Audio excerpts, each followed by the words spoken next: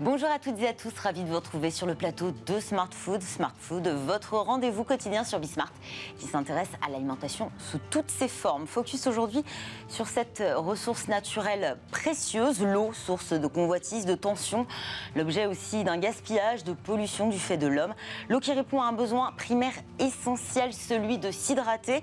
Mais ce sont aussi des bouteilles, eau de source, eau minérale naturelle qui se vendent par millions chaque année. Et donc un véritable marché. Pour parler des tendances, mais aussi des défis des entreprises de l'eau embouteillée. Je reçois aujourd'hui Marie-Ange Badin. Bonjour. Bonjour Fanny Grismer. Vous êtes déléguée générale de la Maison des eaux minérales naturelles. C'est le syndicat qui représente 80% finalement du marché de l'eau, secteur de l'eau minérale naturelle. Plusieurs acteurs, des grands groupes, mais aussi des TPE, PME. Je parlais d'eau de source, je parlais d'eau minérale naturelle. C'est quoi la différence entre les deux ? Alors, les eaux minérales naturelles, la principale différence avec les eaux de source, c'est que l'eau minérale naturelle est stable dans le temps en composition minérale. Qu'est-ce que ça veut dire exactement ? Ça veut dire que quand vous allez boire une eau minérale naturelle, vous savez exactement quels sont les minéraux que vous allez pouvoir donner à votre corps. Ce qui n'est pas le cas pour les eaux de source, où la composition minérale peut fluctuer dans le temps. C'est-à-dire que si j'achète la même bouteille d'eau de source 3 mois après... En tout cas, vous n'aurez pas forcément la même composition. C'est une exigence de l'eau minérale naturelle d'avoir exactement les minéraux, une composition minérale stable. Ça permet aussi au consommateur, finalement, selon son profil de santé, de l'adapter. Si par exemple, vous avez un adolescent qui est en pleine croissance, vous allez plutôt lui donner une eau qui est calcique et riche en magnésium. Si en revanche, vous avez un nourrisson, vous allez plutôt lui donner une eau qui est faiblement minéralisée. Donc ça permet d'avoir une vraie, finalement, réponse santé. Et cette composition minérale stable, c'est ce qui permet aussi aux eaux minérales de pouvoir bénéficier justement de propriétés favorables à la santé, à la différence des eaux de source. Et c'est très intéressant parce que dans les eaux minérales naturelles, finalement, on a tout un panel de compositions minérales, ce qui permet vraiment de choisir celle qui vous convient le mieux. Justement, c'est un argument de consommation aujourd'hui, les bienfaits des minéraux, effectivement, choisir l'eau qui convient le plus à ses besoins. Oui. C'est-à-dire, par exemple, on met régulièrement en avant, notamment celles qui sont plutôt dédiées aux nourrissons, mais même pour une consommation personnelle, vous le disiez un petit peu plus tôt, adolescence, on va se tourner davantage vers des eaux qui contiennent beaucoup de calcium. Mais vous voyez aussi ce comportement d'achat qui est en vertu de ces minéraux. Absolument. Parce que c'est affiché aussi sur les emballages. Absolument. Des bouteilles. C'est un vrai argument effectivement d'achat. Et puis c'est un vrai sujet de santé publique aussi, parce que par exemple aujourd'hui sur l'apport en calcium, il y a 50% des enfants qui n'ont pas les apports suffisants en calcium. Et qu'on peut venir compléter. Et qu'on peut exactement, qu'on peut venir compléter par une eau minérale naturelle. Sur le magnésium par exemple, il y a 80% des adultes qui n'ont pas un apport suffisant en magnésium. Et finalement, l'eau minérale naturelle contribue, avec l'alimentation bien sûr, mais contribue aussi à combler ses besoins en minéraux. En France, donc là on revient bien sûr sur l'eau minérale naturelle. Combien de sources sont exploitées en France ? C'est considérable ? On a beaucoup d'eau minérale naturelle en France. C'est une vraie richesse de notre patrimoine français. On a 80 aujourd'hui eaux minérales naturelles implantées sur l'ensemble du territoire. On voit d'ailleurs une carte, c'est à peu près partout. Petite concentration. Alors effectivement, sur cette carte, vous avez... Il en manque, bien sûr, oui. On n'a pas les 80. Non, vous n'avez pas les 80, en effet, puisque ici, vous avez la carte des adhérents, en fait, de la Maison des eaux minérales, mais au total, vous avez 80 sources d'eau minérale en France qui sont réparties sur l'ensemble du territoire français, et 37 départements, en fait, sont concernés par une eau minérale naturelle. Alors, c'est très important parce que chaque eau minérale, finalement, est l'empreinte de son territoire. C'est le reflet de son territoire. De son terroir aussi. Et de son comme terroir. Le vin, exactement. La gastronomie. Tout à fait. C'est un produit du terroir. Et finalement, c'est le goût unique de son terroir. C'est son appartenance au terroir qui fait que telle eau ou telle eau va avoir tel goût.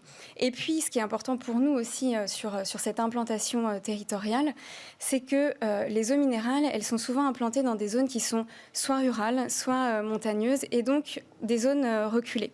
Et derrière les eaux minérales naturelles, vous avez en fait des femmes et des hommes qui travaillent directement sur nos sources et qui sont des emplois non délocalisables. On peut parler de bassins d'emploi, à juste titre. Absolument, des bassins, exactement. Ce sont des bassins d'emploi. Et pourquoi non délocalisables ? Parce que finalement, on a une obligation d'embouteillage à la source. On embouteille par exemple de l'Évian qu'à Évian, forcément. Et c'est important parce que aujourd'hui, nous, on sait que dans les communes où il y a une eau minérale qui est implantée, ça représente un tiers des emplois de la commune. Donc c'est considérable. On est vraiment des entreprises qui sont à l'origine d'un certain dynamisme économique local. Comment la ressource eau est gérée actuellement ? On parle beaucoup de sécheresse. Est-ce que ça donne lieu à des plafonnements de production, à des tensions ? Je lisais récemment que le groupe Danone était accusé de tarir la source de la région de Volvic. Alors effectivement sur notre activité, notre métier de minéralier, c'est de puiser l'eau minérale à plusieurs kilomètres de profondeur et ensuite de rendre un service finalement aux consommateurs. Ce service, c'est celui d'apporter une eau de grande qualité à tout moment et à tout endroit pour le consommateur. Sans notre métier, on n'aurait pas accès à cette ressource. Maintenant, c'est une activité qui est aussi strictement encadrée. On ne prélève que ce qu'on a le droit de prélever. Donc il y a des quotas, j'imagine ? Il y a des quotas, exactement, qui sont fixés par des arrêtés ministériels et des arrêtés préfectoraux. On va revenir à l'économie. Comment se porte le marché de l'eau minérale naturelle en France ? Est-ce qu'on voit des évolutions ou c'est plutôt stable ? C'est plutôt stable. C'est surtout un secteur qui est en pleine évolution, en pleine mutation pour répondre à des attentes consommateurs. Et s'il y a une fidélité du consommateur, c'est aussi parce que le consommateur voit que les entreprises derrière innovent et innovent surtout sur l'emballage. C'est très important. On sait qu'il y a de fortes attentes pour justement améliorer toujours plus l'empreinte environnementale. Et alors, on n'a pas attendu 2022 pour s'engager pour améliorer son empreinte environnementale parce que ça fait 25-30 ans que, par exemple, les minéraliers ont allégé le poids de leurs bouteilles. Pourquoi c'est important ? Parce que plus on allège le poids, moins on met de plastique sur le marché et plus on diminue ces émissions de gaz à effet de serre. Est-ce que la filière a aussi été un temps victime de plastic bashing ? Oui, bien sûr, il y a eu du plastic bashing. Alors, sur le plastic bashing, en fait, je pense que c'est important de revenir sur pourquoi le plastique pour l'eau minérale naturelle. C'est important parce que, comme je vous l'ai dit, notre métier, c'est de puiser pour apporter l'eau minérale de qualité, d'une part, et de l'apporter en tout lieu, à tout moment. Donc ça veut dire... Sécurité sanitaire, absolument. Sécurité sanitaire et transport. Et il s'avère qu'au début des années 90, finalement, les minéraliers ont décidé de se tourner vers le plastique qu'on appelle le PET, qui est une des résines plastiques. Pourquoi ? Parce que c'est un plastique qui est léger, qui est 100% recyclable et qui est inerte. Donc ça permet justement de garantir cette qualité et que le transport ne soit pas synonyme d'impact carbone trop important.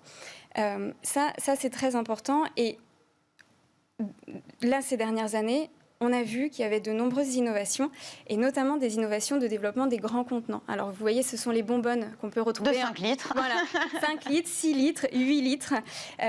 Pourquoi c'est une innovation en termes d'empreinte environnementale ? Parce que, à contenance équivalente par rapport à des bouteilles, ça veut dire qu'on met 20% de plastique en moins sur le marché. Donc c'est très important. Vous allez voir aussi sur le marché l'arrivée depuis quelques années de bouteilles qui sont composées à 100% de plastique recyclé. C'est très important pour nous aussi parce que ça veut dire que nous, minéraliers, on est un peu pionniers en fait dans la circularité des emballages parce que de notre bouteille, on refait une nouvelle bouteille. Et ça, c'est déjà le cas en fait aujourd'hui dans notre secteur. Et donc vous allez recycler pour ensuite refaire de nouvelles bouteilles. Et puis, une innovation aussi que l'on porte, là, et qui va être expérimentée dans peu de temps, surtout auprès des hôtels et des restaurants, c'est la vente en vrac de l'eau minérale naturelle. On va venir avec sa bouteille. Vous allez venir avec... Plastique ou en verre? Alors, vous pouvez venir avec votre gourde. Gourde. Vous pouvez aussi... Grande gourde, pour venir. Oui, ou une gourde, peu importe, mais venir avec votre gourde. Ou alors, par exemple, acheter votre eau minérale au verre, en hôtel ou en restaurant, plus spécifiquement, plutôt. Et donc, ce seront effectivement de grandes bonbonnes. Et ensuite, une vente soit à la gourde, soit au verre réemployé, par exemple, si c'est en grande distribution, ou alors au verre. Et c'est une innovation qui est attendue par nos consommateurs et qui, là, voilà... Et puis qui prend du sens aussi aujourd'hui où on fait face à une hausse des prix généralisée qui concerne aussi le PET. Absolument. Alors effectivement, on est dans un contexte aujourd'hui de hausse des coûts des matières premières. Pour nous, la principale hausse, c'est l'emballage.